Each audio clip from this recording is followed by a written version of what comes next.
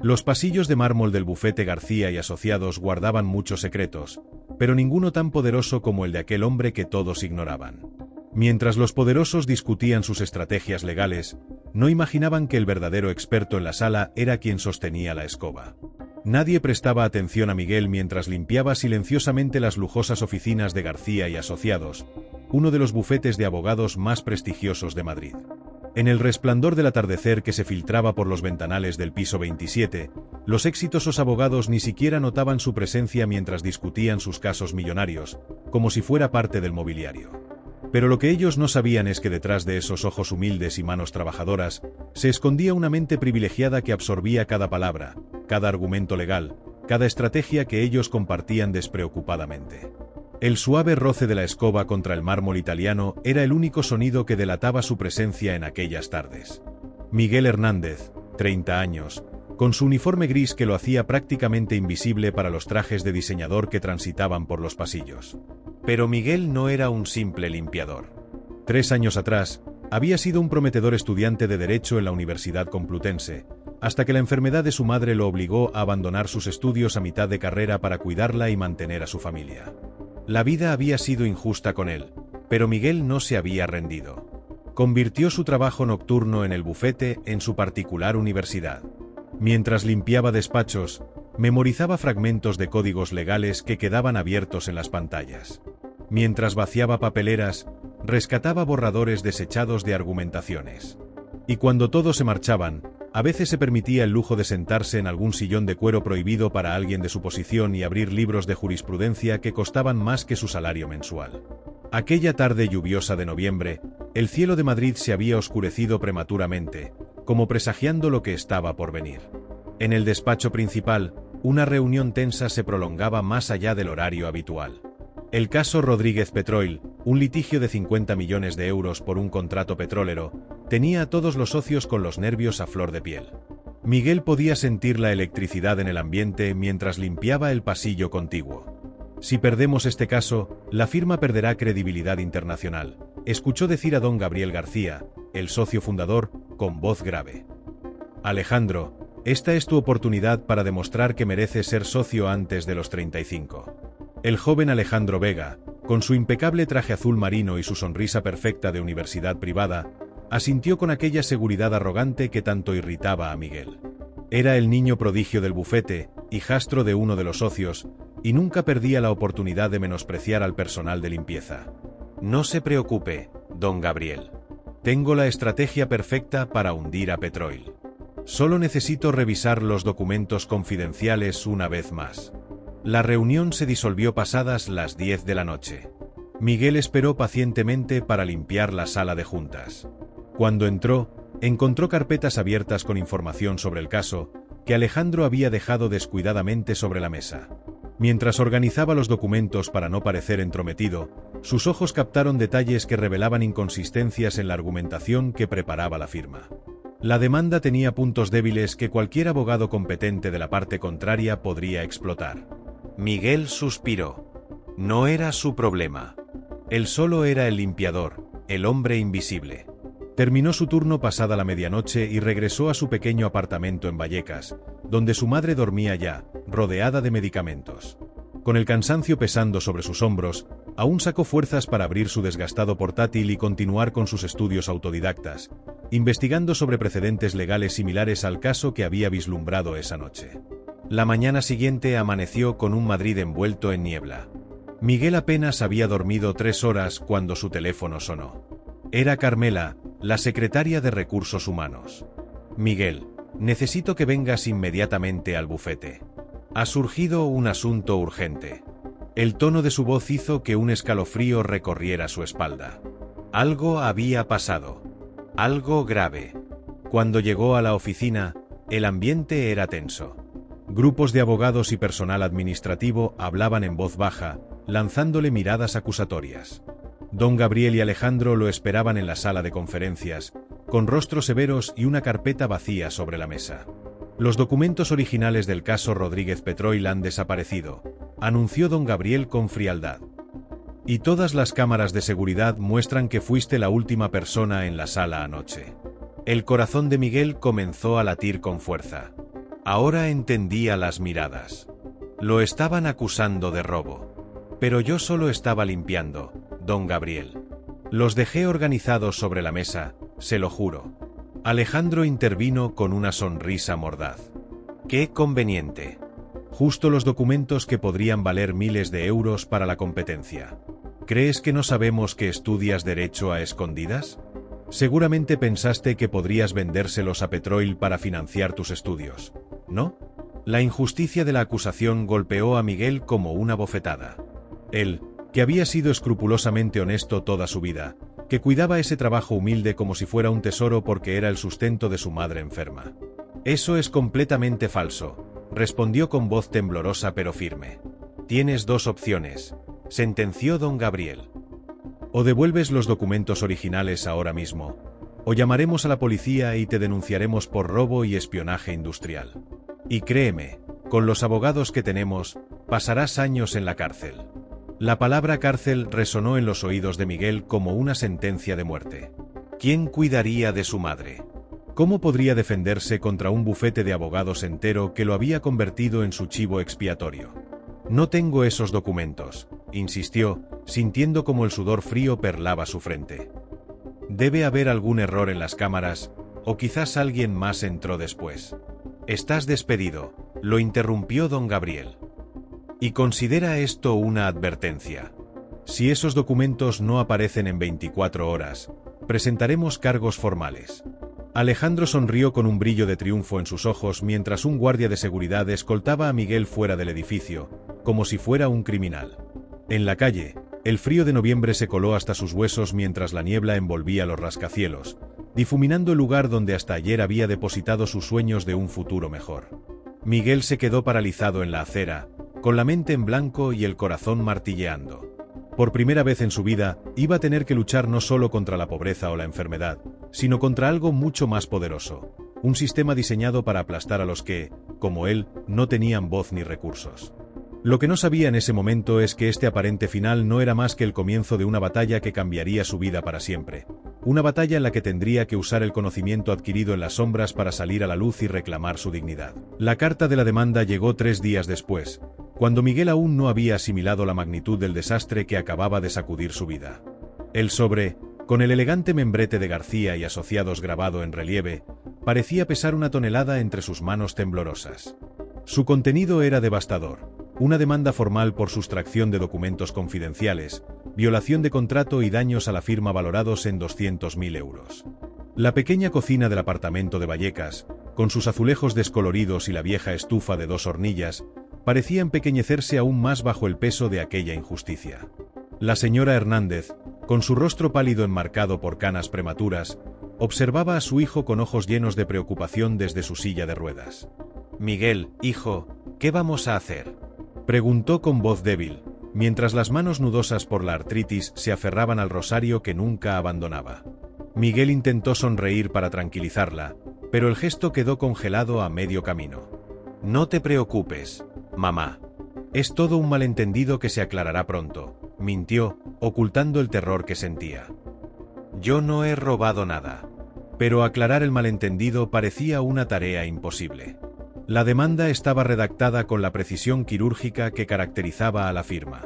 Según el documento, las cámaras de seguridad habían captado a Miguel manipulando los documentos a las 11:47 de la noche en cuestión, y el sistema electrónico registraba que había sido el último en abandonar la planta.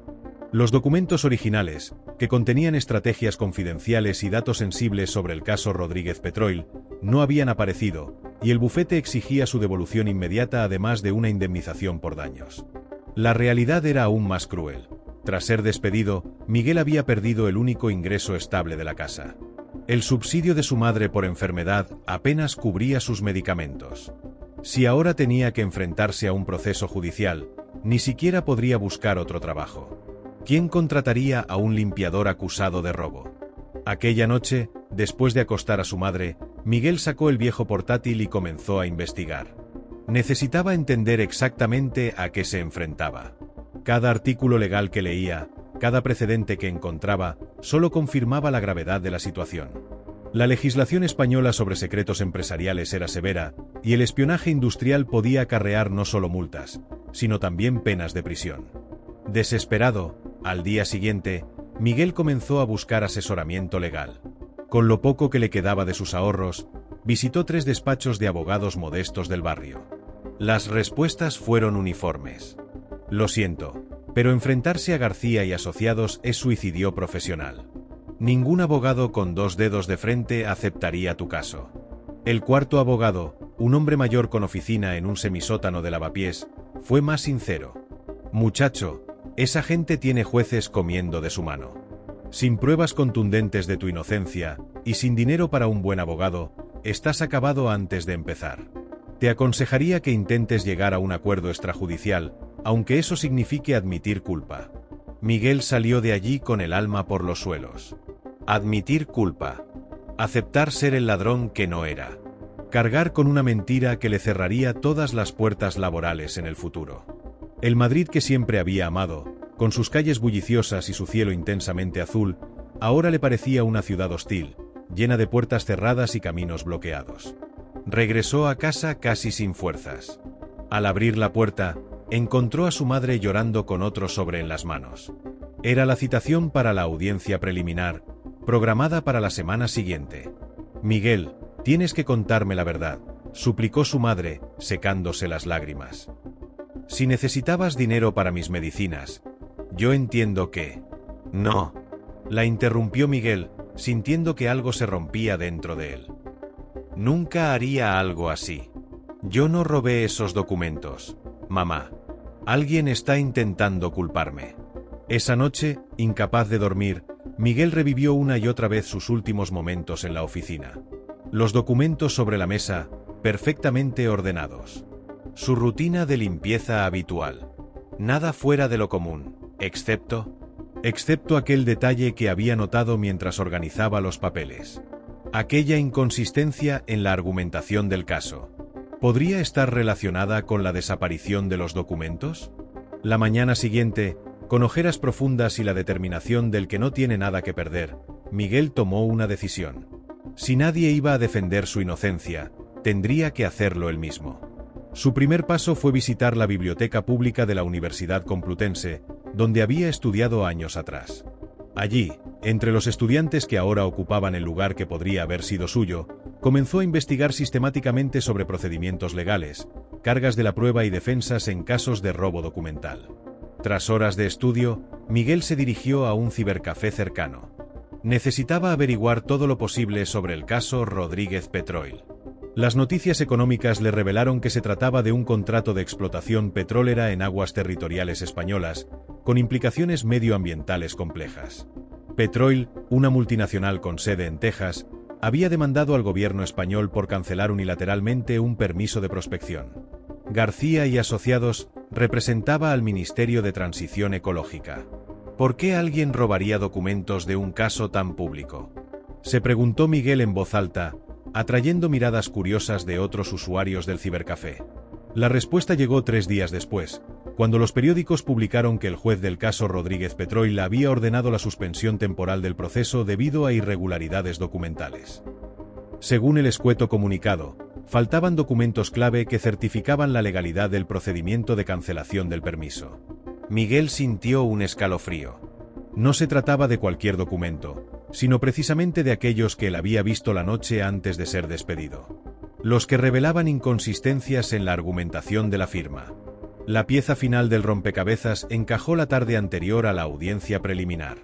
Mientras veía las noticias en la pequeña televisión del salón, un reportaje sobre el caso mencionó que Alejandro Vega, el joven abogado estrella de García y Asociados, había sido brevemente pasante en un bufete americano que ahora representaba intereses de Petroil. Un conflicto de intereses, murmuró Miguel, sintiendo como la adrenalina corría por sus venas. Él sabía que esos documentos revelarían su conexión con la otra parte. La mañana de la audiencia amaneció sorprendentemente luminosa para ser diciembre. Miguel se puso su único traje, aquel que había usado para el funeral de su padre 5 años atrás, ligeramente descolorido en los codos pero impecablemente planchado. Su madre, desde su silla de ruedas, lo observaba con una mezcla de orgullo y miedo. Papá estaría orgulloso, hijo, le dijo, ajustándole la corbata con manos temblorosas. Siempre decía que tenías madera de abogado. El juzgado de primera instancia número 45 de Madrid era un edificio imponente en el centro de la ciudad. En sus pasillos de mármol resonaban los pasos apresurados de abogados, procuradores y ciudadanos anónimos atrapados, como él, en la compleja maquinaria de la justicia. La sala de vistas era más pequeña de lo que Miguel había imaginado, pero la sensación de intimidación era exactamente como la había temido. En un lado, la mesa de García y Asociados rebosaba de expedientes, ordenadores portátiles y ayudantes impecablemente vestidos. Don Gabriel, con su traje hecho a medida y su característico alfiler de corbata de oro, presidía el equipo con la seguridad de quien nunca ha conocido la derrota. A su lado, Alejandro Vega repasaba documentos con expresión confiada. Caso número 782/2023, García y Asociados contra Miguel Hernández Suárez, anunció la secretaria judicial. Audiencia preliminar por presunta sustracción de documentos confidenciales. El juez, un hombre de unos 60 años con gafas de montura metálica y expresión impasible, ocupó su lugar en el estrado. Veo que el demandado no cuenta con representación legal, observó, mirando a Miguel con una mezcla de curiosidad y algo que parecía compasión. Señor Hernández, ¿es consciente de que tiene derecho a un abogado de oficio? Miguel, con las piernas temblorosas pero la voz firme, respondió. Sí, señoría. He decidido representarme a mí mismo. Un murmullo recorrió la sala. Desde la mesa de García y Asociados, Alejandro Vega esbozó una sonrisa burlona y se inclinó para susurrar algo al oído de don Gabriel, quien asintió con expresión divertida. Muy bien, continuó el juez. Señor Vega, como representante de la parte demandante, puede exponer sus alegaciones. Alejandro se levantó con la elegancia ensayada de quien ha crecido en despachos y salas de juntas. Su exposición fue brillante, precisa y demoledora. Las pruebas parecían irrefutables. Grabaciones de seguridad, registros electrónicos, testimonios de personal de la oficina. Todo señalaba a Miguel como el culpable perfecto. Señoría, concluyó Alejandro, estamos ante un caso claro de sustracción de documentos confidenciales con el agravante de la posible venta a terceros interesados. Solicitamos la devolución inmediata de la documentación, una indemnización por daños, y la máxima pena contemplada por la ley para este tipo de delitos. El juez asintió y se volvió hacia Miguel. Señor Hernández, es su turno. ¿Cómo responde a estas acusaciones? El silencio en la sala era absoluto. Todos los ojos estaban fijos en aquel hombre delgado, con un traje gastado, que se enfrentaba solo a una de las firmas legales más poderosas del país. Miguel respiró hondo. ¿Era ahora o nunca? Señoría, me declaro absolutamente inocente de todos los cargos, comenzó, sorprendiéndose de la firmeza de su propia voz. Y solicito la desestimación inmediata de esta demanda por falta de pruebas concluyentes y evidencia de manipulación. La sorpresa fue visible en el rostro del juez. Alejandro Vega soltó una risa ahogada. ¿Manipulación? Intervino don Gabriel con tono condescendiente. Señoría, esto es absurdo. Tenemos pruebas documentales irrefutables. Si me permite, señoría, continuó Miguel, ignorando la interrupción, la parte demandante ha presentado evidencia de mi presencia en la sala donde se encontraban los documentos, pero no de la sustracción en sí. Los registros de seguridad confirman que estuve allí cumpliendo con mis funciones laborales habituales. Lo que no muestran es que yo haya tomado ningún documento. Un murmullo recorrió la sala. El juez se inclinó hacia adelante, claramente interesado.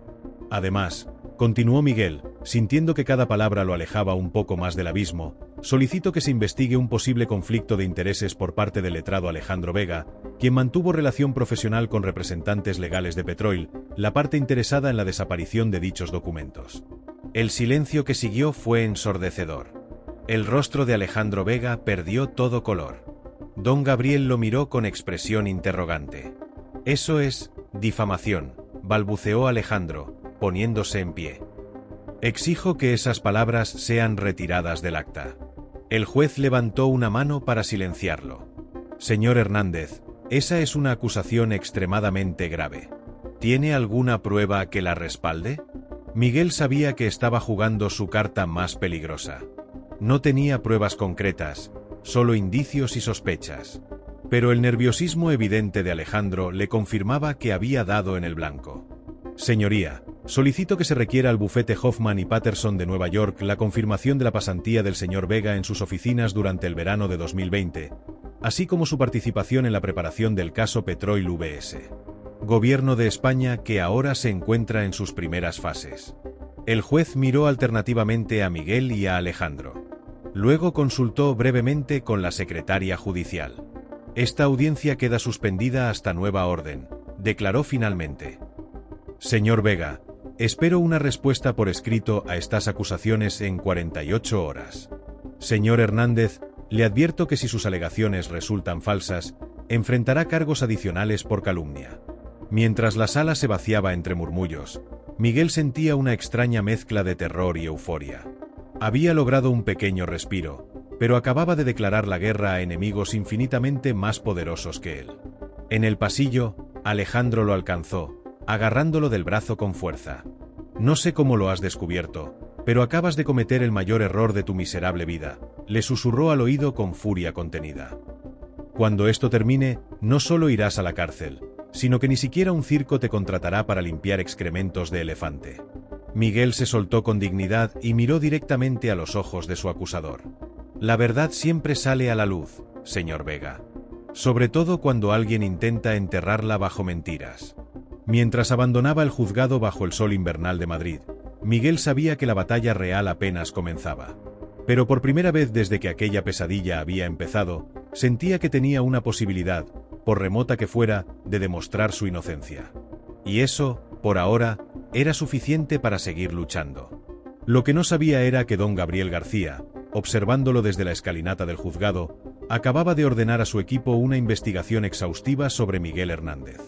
Y que lo que descubrirían estaba a punto de transformar aquel simple caso de robo en algo mucho más complejo y peligroso para todos los implicados.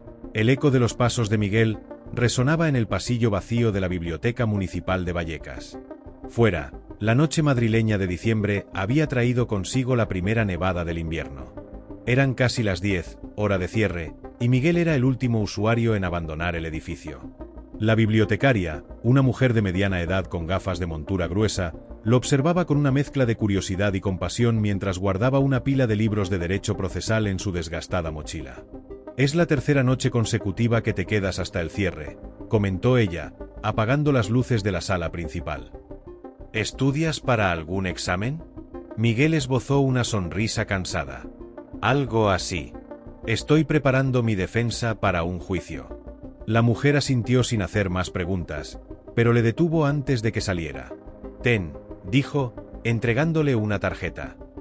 «Es mi sobrino, trabaja en la biblioteca jurídica de la Universidad Complutense.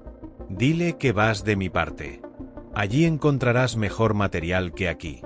Aquel pequeño gesto de amabilidad casi lo hizo derrumbarse. En las 2 semanas que habían pasado desde la audiencia preliminar, Miguel se había acostumbrado a caminar solo contra el viento.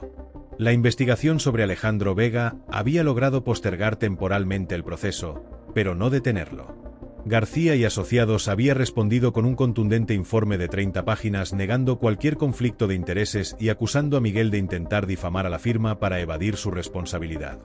Mientras caminaba bajo la nieve hacia su apartamento, Miguel repasaba mentalmente los obstáculos que enfrentaba. El primero y más inmediato era económico. El subsidio de su madre apenas alcanzaba para los medicamentos, y sus ahorros se agotaban rápidamente. Había intentado encontrar trabajo, pero en cuanto mencionaba su situación legal o alguien reconocía su nombre, las puertas se cerraban. La acusación de robo documental era una mancha imposible de lavar en su expediente. El segundo obstáculo era técnico. Por más que estudiara, Miguel sabía que enfrentarse solo a un bufete de élite era como intentar detener un tren con las manos desnudas. Los procedimientos legales, las normas procesales, la jurisprudencia aplicable, cada día descubría nuevas complejidades que hacían más evidente su desventaja. El tercero, y quizá el más desalentador, era personal. La salud de su madre se deterioraba bajo la presión de la situación. La angustia y la preocupación habían agravado sus dolencias, y Miguel se sentía cada vez más culpable por someterla a ese sufrimiento. Al llegar al pequeño apartamento, encontró a su madre dormida en su silla frente al televisor apagado. Con cuidado para no despertarla, la cubrió con una manta y se sentó a su lado. En momentos como ese, cuando la veía tan frágil y vulnerable, La tentación de aceptar un acuerdo extrajudicial, de admitir una culpa que no tenía, se hacía casi irresistible. Cualquier cosa con tal de terminar con aquella pesadilla. Pero eso significaría renunciar a algo más valioso que su libertad o su reputación. Significaría traicionar la verdad y todo lo que su padre le había enseñado sobre la dignidad y la honestidad. Su madre se despertó y lo miró con ojos nublados por la medicación. «He soñado con tu padre», susurró con una pequeña sonrisa. «Estaba muy orgulloso de ti, Miguel. Decía que siempre supo que serías un gran abogado». Miguel tragó saliva para deshacer el nudo que se le había formado en la garganta. «No soy abogado, mamá. Ni siquiera terminé la carrera». «Para defender la verdad no siempre hacen falta títulos, hijo», respondió ella, apretando su mano con sorprendente firmeza. «Tu padre nunca fue a la universidad, pero sabía distinguir lo justo de lo injusto mejor que muchos jueces». Aquella noche, mientras su madre dormía en la habitación contigua, Miguel se enfrentó a sus recuerdos. En un viejo álbum familiar encontró fotos de su padre, un hombre alto y delgado que trabajaba como conserje en un colegio de Vallecas.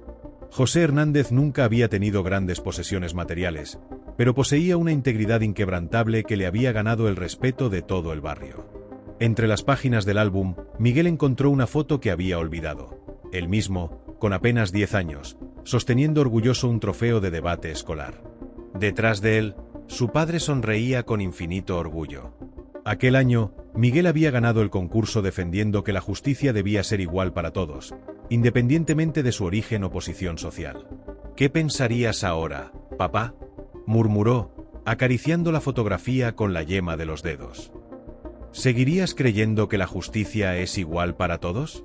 La respuesta llegó como un eco de su propia conciencia. La justicia no era algo que debiera esperar de los demás, sino algo por lo que debía luchar él mismo. Al día siguiente, con renovada determinación, Miguel visitó la biblioteca jurídica de la Universidad Complutense gracias a la recomendación de la bibliotecaria.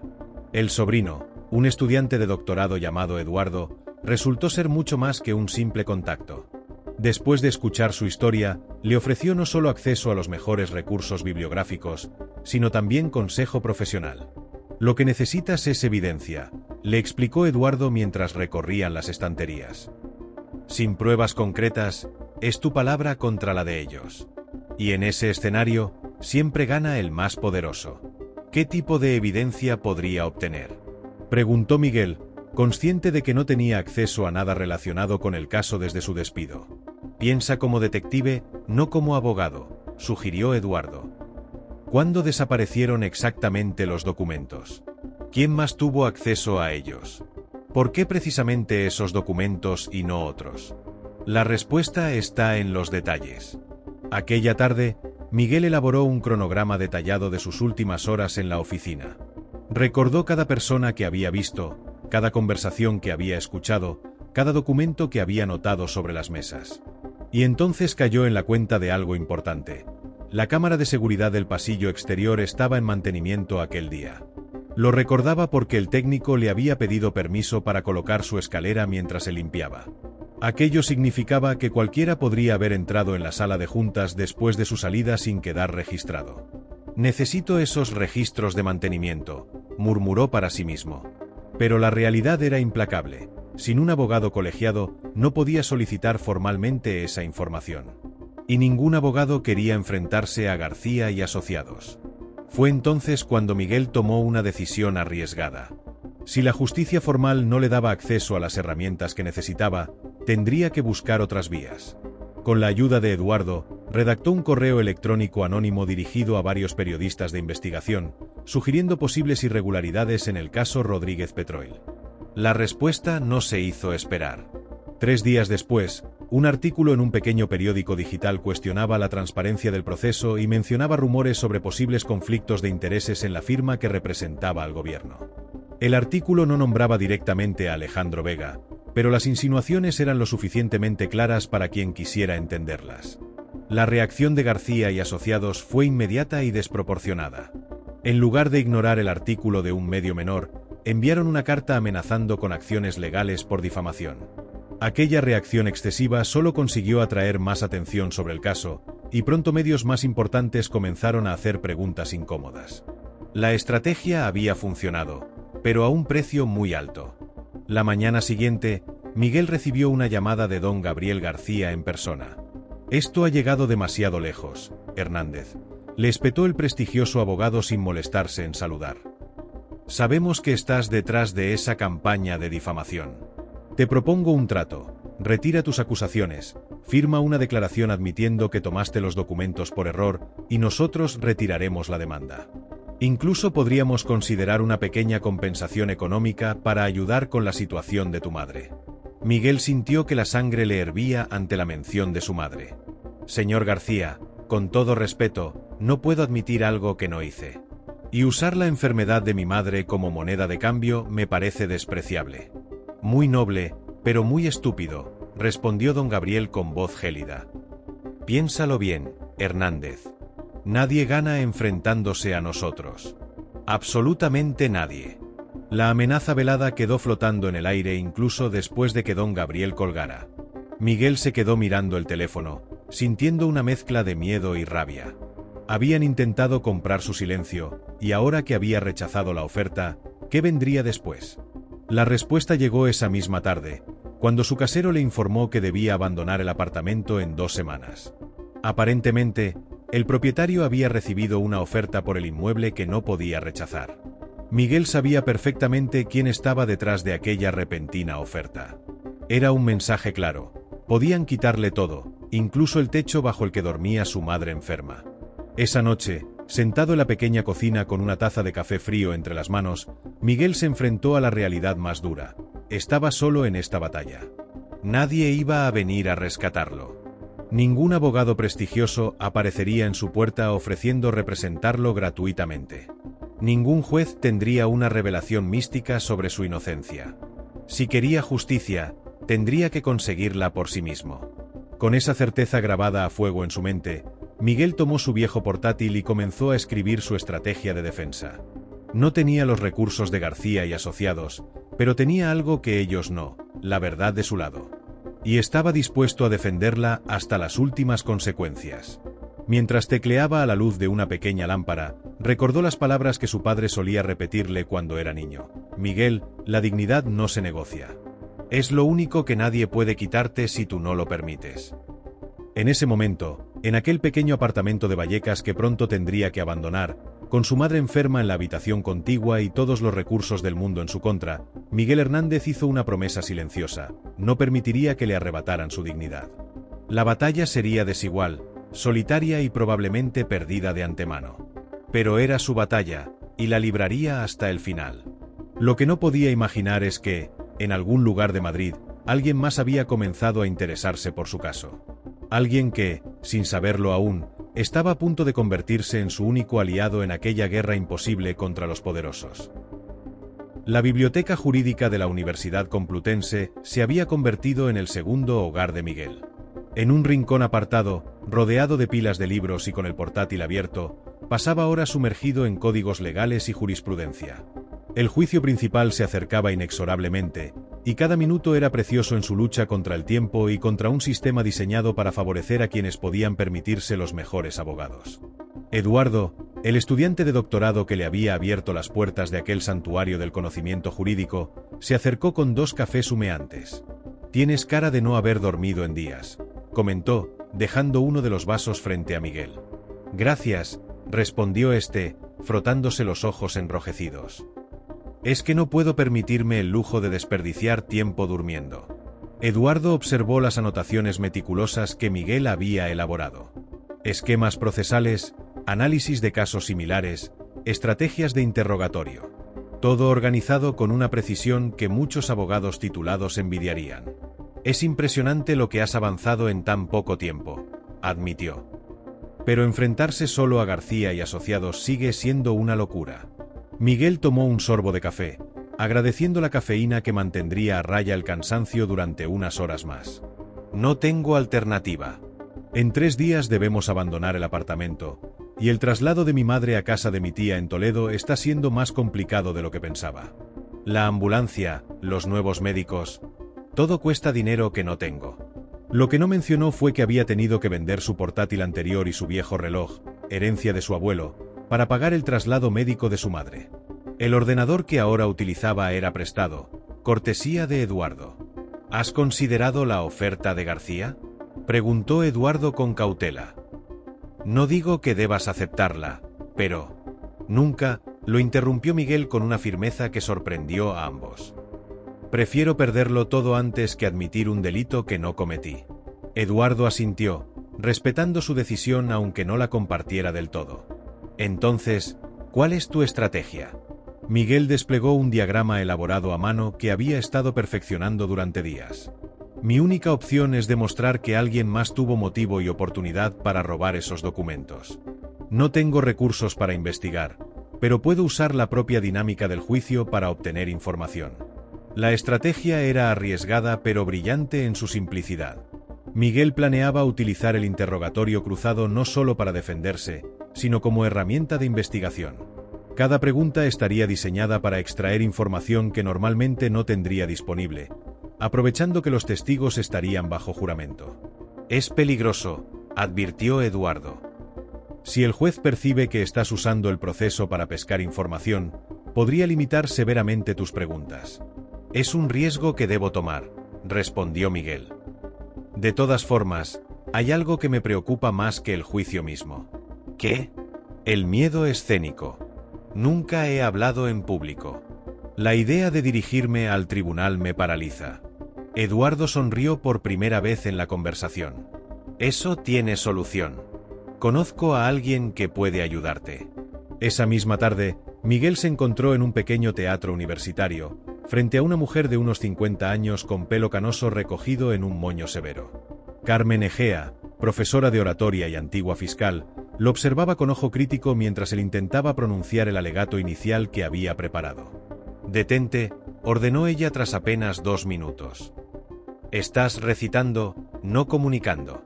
Un tribunal no es un examen de memoria, es un campo de batalla donde cada palabra es un arma.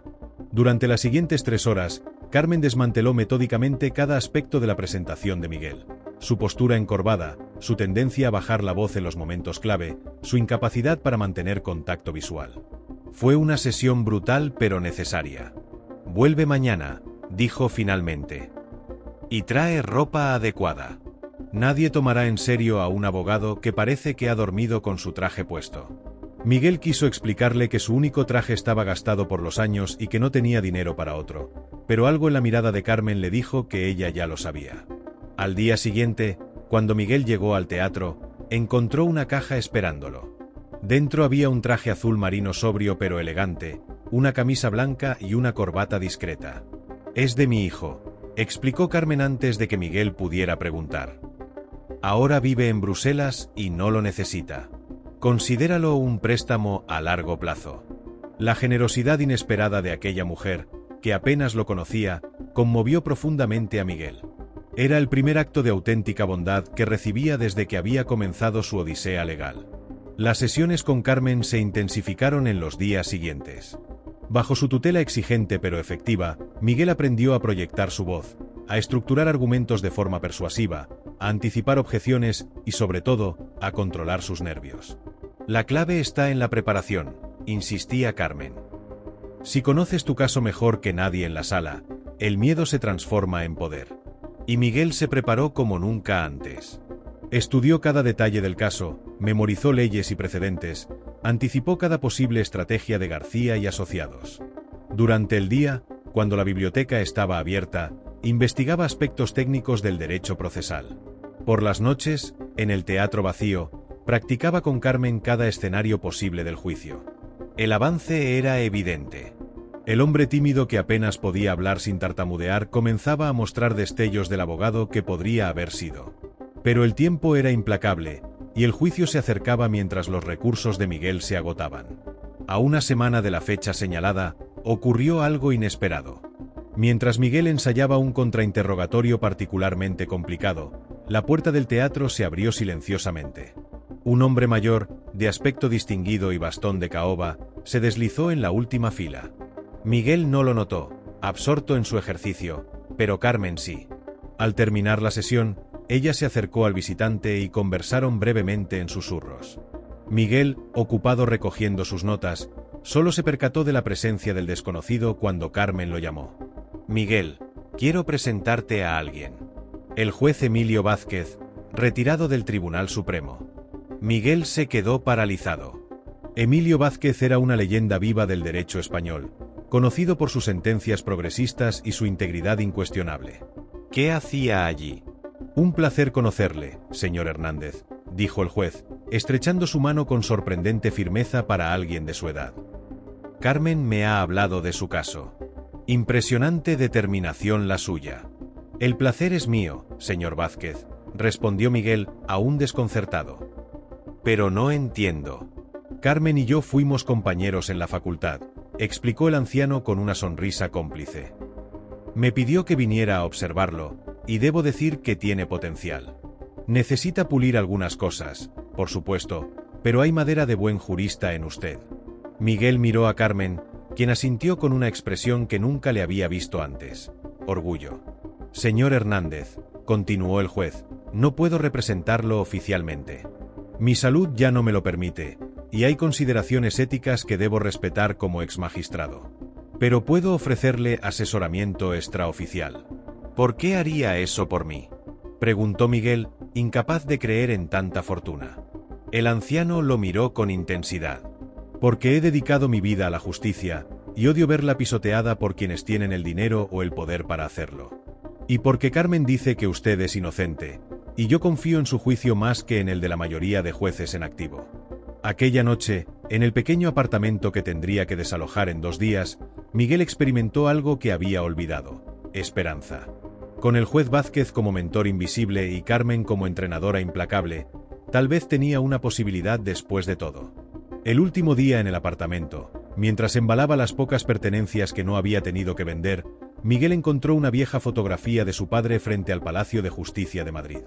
Era de cuando trabajaba como conserje, pero había algo en su postura, en su mirada, que transmitía más dignidad que muchos de los juristas que entraban y salían del edificio. Miguel guardó la fotografía en el bolsillo interior de su nuevo traje, junto al corazón. Sería su talismán en los días venideros. La semana siguiente transcurrió en un borrón de preparativos finales. Su madre ya estaba instalada en Toledo, donde su tía cuidaría de ella durante el juicio. Miguel dormía en el sofá de Eduardo, pasaba los días en la biblioteca y las tardes con Carmen, y ocasionalmente, con el juez Vázquez. Durante una de esas sesiones, el exmagistrado le hizo una pregunta crucial. ¿Cuál es su teoría sobre lo que realmente sucedió con esos documentos, señor Hernández? Miguel desplegó las notas que había estado elaborando. Creo que Alejandro Vega los sustrajo. Los documentos contenían inconsistencias en la argumentación de la firma, específicamente en relación a las fechas en que el ministerio notificó a Petroil la cancelación del permiso. Si esas inconsistencias salieran a la luz, no solo se debilitaría el caso del gobierno, sino que podría cuestionarse la ética profesional de Vega por su antigua conexión con la firma que representa a Petroil. Una teoría interesante, comentó el juez. Pero ¿cómo lo probará? Ese es el problema. No tengo pruebas directas. Solo puedo intentar que las inconsistencias salgan a la luz durante el juicio, y esperar que el tribunal conecte los puntos. El juez Vázquez asintió pensativamente. A veces, señor Hernández, lo importante no es tener todas las respuestas, sino hacer las preguntas correctas. La víspera del juicio, Miguel realizó un último ensayo general frente a Carmen y el juez Vázquez. Al terminar, ambos intercambiaron una mirada que Miguel no supo interpretar. ¿Estoy listo?, preguntó con ansiedad. Carmen se acercó y le ajustó la corbata con gesto maternal. Nadie está nunca completamente listo, respondió. Pero has hecho todo lo humanamente posible. Ahora solo queda una cosa. ¿Qué? Dormir, intervino el juez Vázquez. Un abogado con la mente nublada por el cansancio es un abogado derrotado antes de comenzar. Miguel asintió, aunque dudaba poder conciliar el sueño. Demasiadas cosas dependían del resultado de mañana: su reputación, su futuro, la tranquilidad de su madre. Esa noche, en el sofá de Eduardo, Miguel repasó mentalmente cada detalle de su estrategia. No tenía los recursos de García y Asociados, ni su experiencia, ni su influencia. Pero tenía algo que ellos no tenían: la certeza absoluta de su inocencia y la determinación nacida de no tener nada que perder. Mientras el sueño finalmente lo vencía, Miguel recordó las palabras que Carmen le había dicho esa tarde. Recuerda que en esa sala no eres un limpiador defendiéndose. Eres un hombre luchando por la verdad. Y eso te hace más poderoso de lo que ellos jamás podrán ser. Mañana comprobaría si esas palabras contenían alguna verdad, o si solo eran un hermoso consuelo frente a la inevitable derrota que muchos le auguraban. Lo que no podía imaginar es que el destino le tenía preparada una sorpresa que cambiaría para siempre el curso del juicio y de su vida. El amanecer llegó con una llovizna fina que envolvía Madrid en un manto gris. Miguel se despertó antes de que sonara la alarma, con esa claridad mental que a veces acompaña los momentos decisivos. Se duchó rápidamente en el pequeño baño del apartamento de Eduardo, y luego se vistió con el traje prestado, cuidando cada detalle como le había enseñado Carmen. La corbata le dio problemas. Sus dedos, normalmente ágiles, parecían torpes esa mañana. Tras 3 intentos fallidos, Eduardo apareció en el umbral de la puerta y, sin decir palabra, se acercó para ayudarlo. Mi padre siempre decía que un nudo de corbata bien hecho es la primera victoria del día, comentó Eduardo mientras ajustaba el nudo con precisión. Y hoy necesitas todas las victorias posibles. Miguel asintió, agradecido por ese pequeño gesto de solidaridad. Eduardo había sido más que un simple contacto en la biblioteca, se había convertido en un amigo cuando más lo necesitaba. ¿Has preparado los documentos como te sugerí?, preguntó Eduardo. Todo organizado cronológicamente y con separadores por temas, confirmó Miguel, señalando su maletín, otro préstamo de Eduardo. Puedo encontrar cualquier documento en segundos. Perfecto. Recuerda lo que dijo el juez Vázquez. La organización impresiona a los tribunales casi tanto como los argumentos. Mientras desayunaban un café rápido y unas tostadas, Miguel recibió un mensaje de su tía en Toledo. Su madre había pasado buena noche y mandaba todo su ánimo. Miguel había decidido no contarle la fecha exacta del juicio para evitarle más preocupaciones, pero de alguna manera ella lo había intuido. A las 8:30, Miguel y Eduardo salieron hacia los juzgados de Plaza de Castilla. La lluvia había cesado, pero el cielo seguía cargado de nubes bajas que prometían más agua. En el metro, Miguel repasaba mentalmente sus notas mientras Eduardo le hacía preguntas inesperadas, simulando las posibles interrupciones del tribunal. Al emerger en Plaza de Castilla, las torres inclinadas de los juzgados se alzaban imponentes contra el cielo plomizo. Para muchos abogados, aquel era un lugar de trabajo cotidiano. Para Miguel, representaba la diferencia entre recuperar su vida o perderla definitivamente. Llegas temprano. Buena señal. Era Carmen, que los esperaba en la entrada con un paraguas negro. ¿Nervioso? Aterrorizado, admitió Miguel con una honestidad que sorprendió a los tres. Carmen sonrió con aprobación. El miedo es normal. Lo peligroso sería no sentirlo. Hizo una pausa para examinar su aspecto. Estás presentable. Recuerda, espalda recta, contacto visual, voz firme pero no agresiva. Mientras avanzaban por los pasillos del edificio judicial, Miguel notó miradas curiosas. No era común ver a alguien tan joven sin toga de abogado dirigiéndose a las salas de lo penal con un maletín. En el ascensor coincidieron con 2 abogados de trajes impecables que conversaban sobre un caso de fraude fiscal. Uno de ellos miró a Miguel de arriba abajo y luego apartó la vista con indiferencia, como si hubiera evaluado su valía y la hubiera encontrado insuficiente. Llegaron a la sala, asignada 20 minutos antes de la hora prevista. Era más pequeña de lo que Miguel había imaginado, con apenas espacio para unas 30 personas en los bancos del público. Al fondo, la mesa elevada del tribunal esperaba vacía, imponente en su sobriedad. No hay periodistas, observó Eduardo, escudriñando la sala casi vacía. Esperaba al menos alguno después del artículo que publicaron. Mejor así, respondió Carmen. La prensa puede ser una distracción. Miguel apenas escuchaba. Su atención estaba fija en la puerta lateral por donde acababa de entrar el equipo legal de García y Asociados. 3 abogados de mediana edad con togas impecables y maletines de piel, seguidos por 2 jóvenes asistentes cargados de carpetas. Al frente iba Javier Mendoza, el socio encargado del caso, conocido por su agresividad en los interrogatorios y su impecable historial de victorias. Los abogados se instalaron en su mesa sin dirigir ni una mirada hacia Miguel. Era una estrategia calculada para transmitir indiferencia, como si el caso fuera tan insignificante que apenas merecía su atención profesional. No te dejes intimidar, susurró Carmen. Es teatro psicológico. 5 minutos antes de la hora señalada, una puerta lateral se abrió y entró un hombre canoso con toga negra. No era el juez, sino el secretario judicial, que comenzó a preparar documentos y a verificar el sistema de grabación.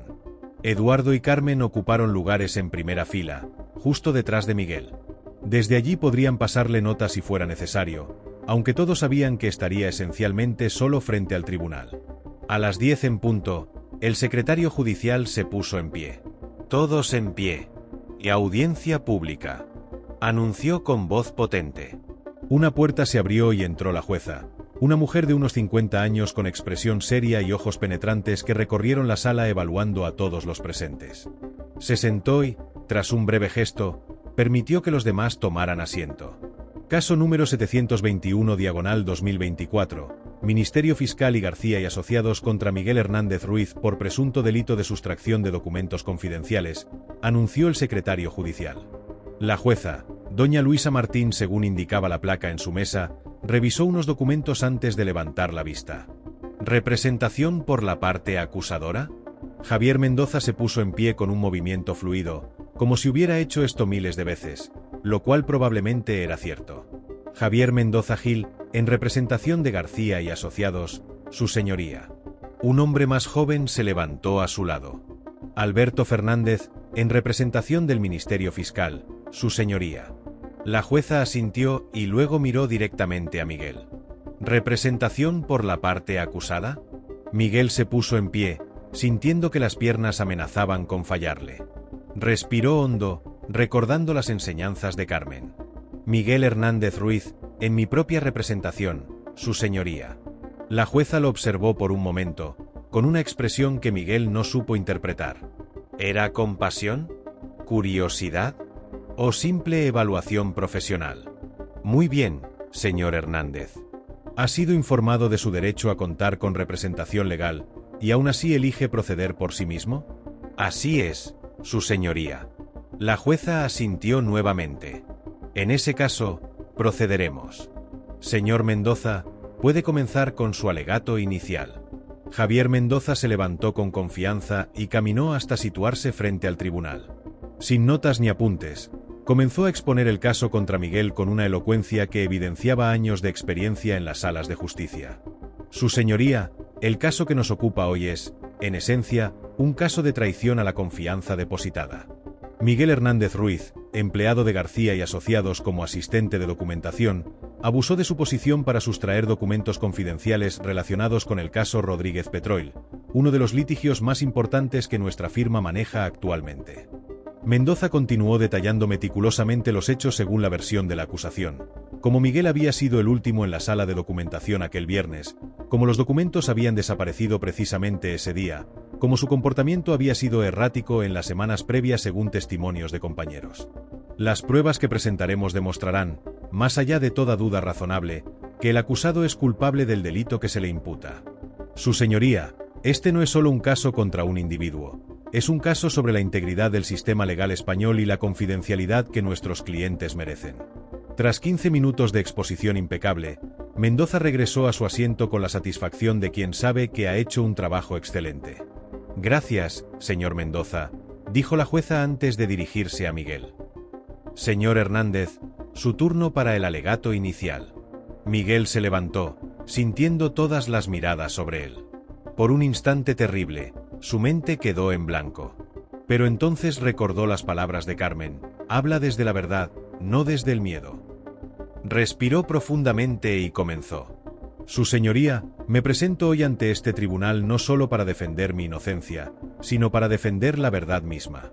La acusación ha presentado una narrativa convincente pero fundamentalmente falsa, construida sobre coincidencias y suposiciones, no sobre hechos probados.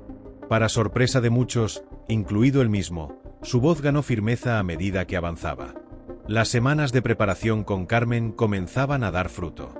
Los documentos que supuestamente sustraje contenían información comprometedora no para los clientes de García y Asociados, sino para ciertos miembros de la firma.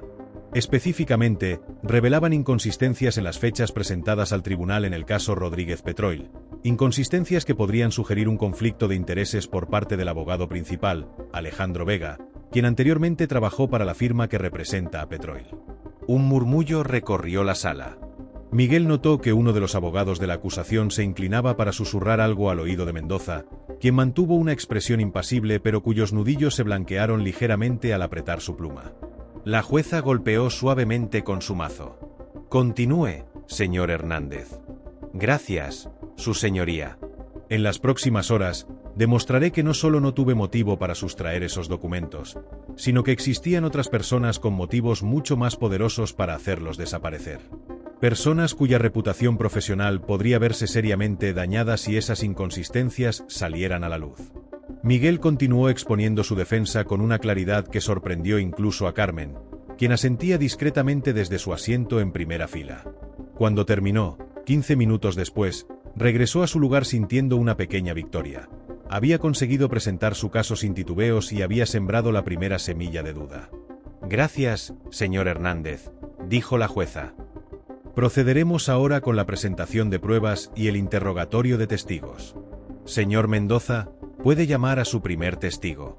El primer testigo de la acusación fue María Sánchez, la secretaria administrativa que había reportado la desaparición de los documentos.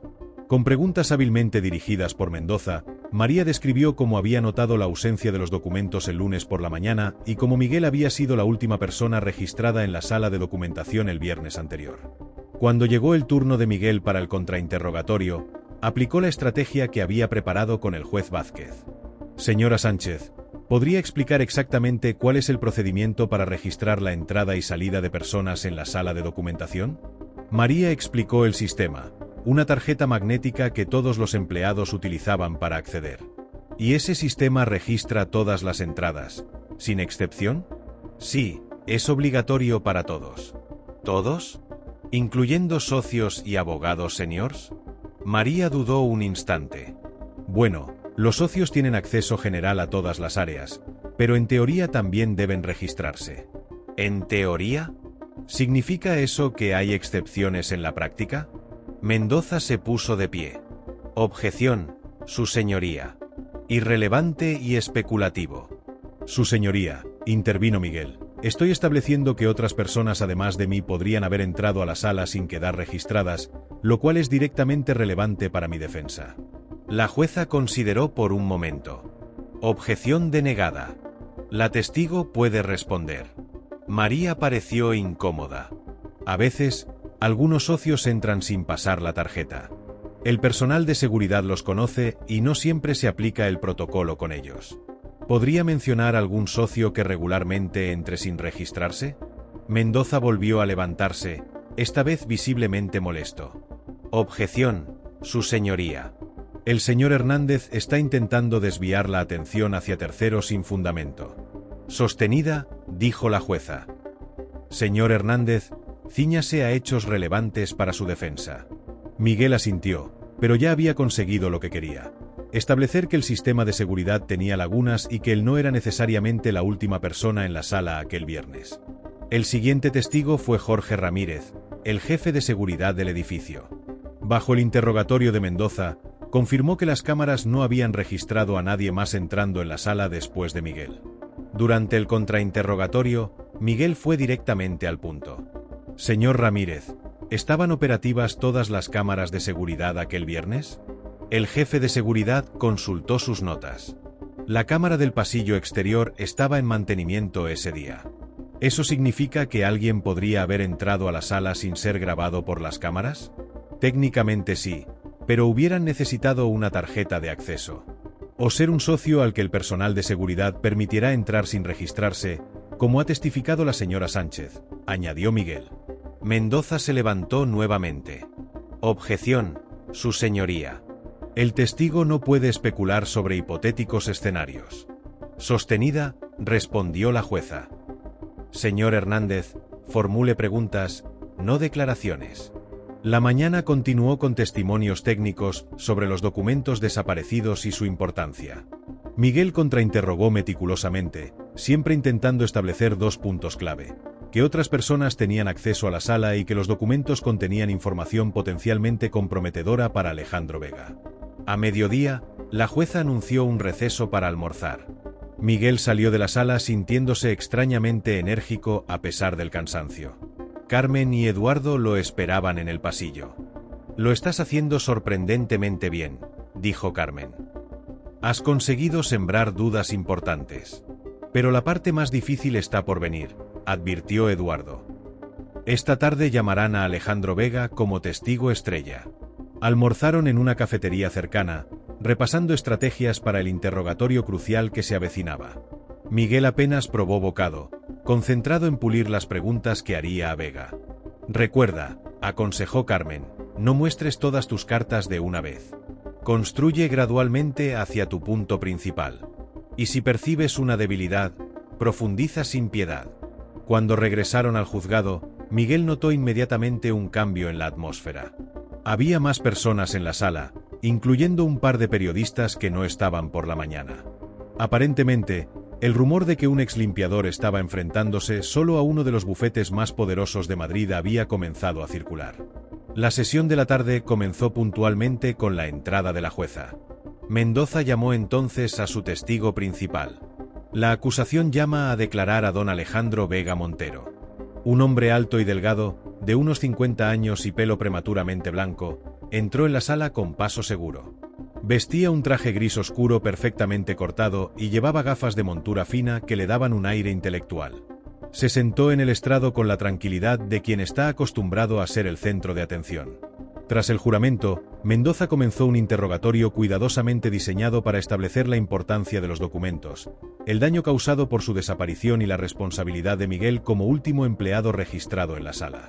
Durante casi una hora, Vega respondió con precisión y profesionalismo, proyectando la imagen de un abogado brillante injustamente perjudicado por las acciones de un empleado resentido. Describió cómo la desaparición de los documentos había obligado a su equipo a trabajar durante todo un fin de semana para reconstruir la información, causando retrasos y potenciales perjuicios para sus clientes. Cuando llegó el turno de Miguel para el contrainterrogatorio, la sala estaba en completo silencio. Todos los ojos se centraban en el improbable duelo entre el poderoso abogado y el joven que hasta hace poco limpiaba su oficina. Miguel se levantó lentamente, consciente de que este era el momento decisivo. Todo lo que había aprendido y preparado durante semanas debía manifestarse ahora. «Señor Vega, ha declarado bajo juramento que los documentos desaparecidos eran cruciales para el caso Rodríguez Petroil. ¿Podría especificar exactamente qué contenían esos documentos?». Vega respondió con una descripción técnica que evitaba entrar en detalles concretos, hablando de análisis preliminares y consideraciones estratégicas.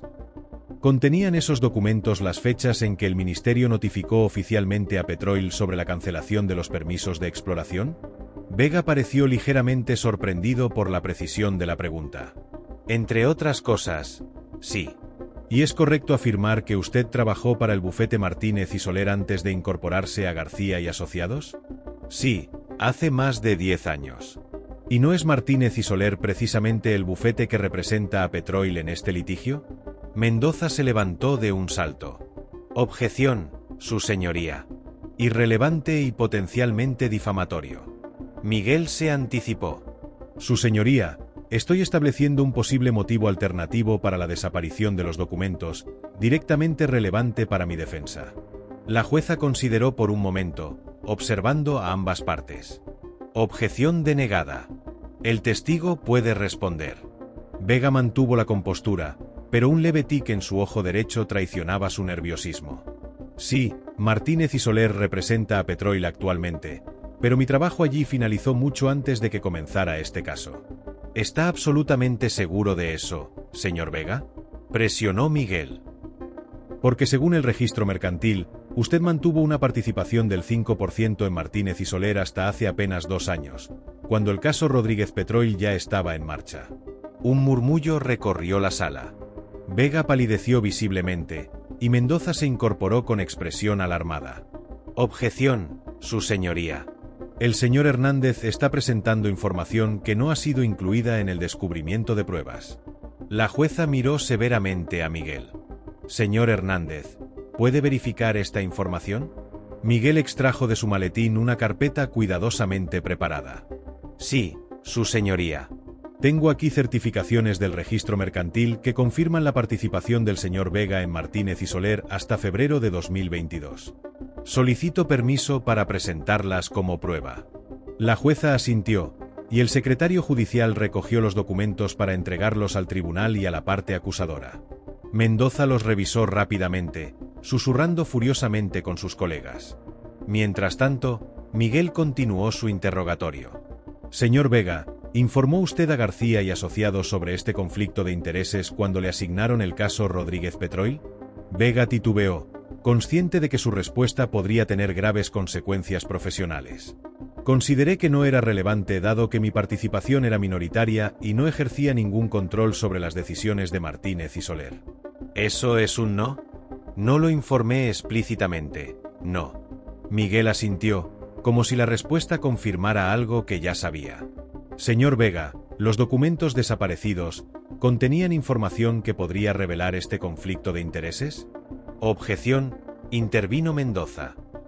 Especulativo. Sostenida, respondió la jueza. Reformule la pregunta, señor Hernández. Miguel cambió ligeramente su enfoque. Señor Vega, ¿los documentos desaparecidos incluían su análisis sobre las fechas de notificación del Ministerio a Petroil? Sí, entre otros elementos. ¿Y no es cierto que existe una discrepancia de 3 semanas entre la fecha que usted citó en sus informes oficiales al tribunal y la fecha real de notificación según los registros del Ministerio? La sala quedó en completo silencio. Era evidente que Miguel había tocado un punto sensible. No recuerdo exactamente las fechas, respondió Vega, visiblemente incómodo. Permítame refrescar su memoria, dijo Miguel, extrayendo otro documento de su maletín. En su informe oficial al tribunal, fechado el 10 de marzo de 2023, usted afirma que el Ministerio notificó a Petroil el 5 de mayo de 2022. Sin embargo, según este documento público del Ministerio de Transición Ecológica, la notificación oficial se produjo el 26 de abril de 2022, 3 semanas antes. Miguel entregó el documento al secretario judicial. Esta discrepancia de fechas ¿no beneficiaría directamente a la estrategia legal de Petroil al sugerir un retraso administrativo inexistente? Objeción, exclamó Mendoza, poniéndose en pie. El señor Hernández está acusando al testigo sin fundamento. No estoy acusando, su señoría, respondió Miguel con calma. Estoy preguntando si esta discrepancia de fechas, que aparecía en los documentos desaparecidos, podría beneficiar a Petroil, la empresa representada por el bufete en el que el señor Vega mantuvo intereses económicos hasta hace poco. La jueza observó los documentos por un momento. Objeción denegada. El testigo puede responder. Alejandro Vega, el prestigioso abogado que había comenzado su testimonio con tanta confianza, ahora parecía considerablemente disminuido. Hubo un error administrativo en las fechas. Un simple error que no afectaba sustancialmente al caso. Un error que, casualmente, beneficiaba la posición legal de su antiguo bufete, insistió Miguel. Y que quedó expuesto en documentos que, casualmente, desaparecieron el mismo día en que la cámara del pasillo exterior estaba en mantenimiento. Mendoza se levantó nuevamente, pero antes de que pudiera hablar, la puerta de la sala se abrió y un hombre de aspecto oficial entró y se dirigió directamente a la jueza, entregándole un sobresellado. La jueza lo abrió, leyó su contenido con expresión grave y luego se dirigió a la sala. Se suspende la sesión por 30 minutos. Las partes permanecerán disponibles. Con un golpe de mazo, la jueza se retiró, dejando tras de sí una sala llena de confusión y especulación. Miguel miró a Carmen y Eduardo, que parecían tan desconcertados como él. ¿Qué podía contener aquel sobre para interrumpir un juicio en pleno desarrollo? La respuesta llegaría 30 minutos después, cuando la jueza regresó con expresión aún más seria que antes. Se reanuda la sesión, anunció. Tengo que informar que he recibido una comunicación oficial del Colegio de Abogados de Madrid, iniciando una investigación formal sobre un posible conflicto de intereses en el caso Rodríguez Petroil por parte del letrado Alejandro Vega Montero. Un murmullo asombrado recorrió la sala. La jueza continuó. En vista de esta nueva información y su relevancia para el caso que nos ocupa, ordeno la suspensión temporal del procedimiento contra el señor Hernández Ruiz hasta que concluya la investigación colegial. Miguel apenas podía creer lo que estaba escuchando. No era una victoria definitiva, pero sí un respiro inesperado que podría cambiar completamente el curso del caso. Mientras la jueza daba instrucciones adicionales sobre procedimientos administrativos, Miguel sintió una mano en su hombro. Era Carmen, que se había inclinado desde la fila de atrás para susurrarle al oído. Alguien en el colegio ha estado siguiendo el juicio. Alguien con suficiente poder para actuar inmediatamente. Miguel no necesitó preguntar quién podría ser ese alguien. La sonrisa discreta del juez Vázquez, sentado discretamente en la última fila de la sala, era respuesta suficiente. El caso no había terminado, pero por primera vez desde que comenzó aquella pesadilla, Miguel vislumbraba no solo la posibilidad de probar su inocencia, sino también de exponer la verdad completa. Mientras recogía sus documentos, notó que Alejandro Vega lo observaba desde el otro lado de la sala con una mezcla de rabia y miedo. Sus miradas se cruzaron por un instante, y en ese breve momento, ambos supieron que la batalla real apenas comenzaba. Miguel salió del juzgado con el corazón desbordado. El frío de enero no lograba apagar el fuego que lo recorría por dentro. Acababa de conseguir lo que nadie esperaba: la suspensión del procedimiento y una investigación formal contra Alejandro Vega. No era una absolución, pero sí una tregua. Y en su guerra contra gigantes, una tregua era una victoria. Carmen lo esperaba en la puerta, con su paraguas abierto y una expresión que mezclaba orgullo con tensión contenida. Eduardo sostenía su mochila, como si en ella llevara las pruebas de un nuevo futuro.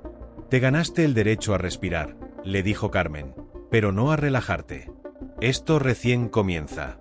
Esa tarde, el teléfono de Miguel no paró de sonar. Varios medios, incluido un canal nacional, querían entrevistarlo. Miguel declinó todos. Aún no era momento. La historia no estaba completa. Aún faltaba la sentencia final.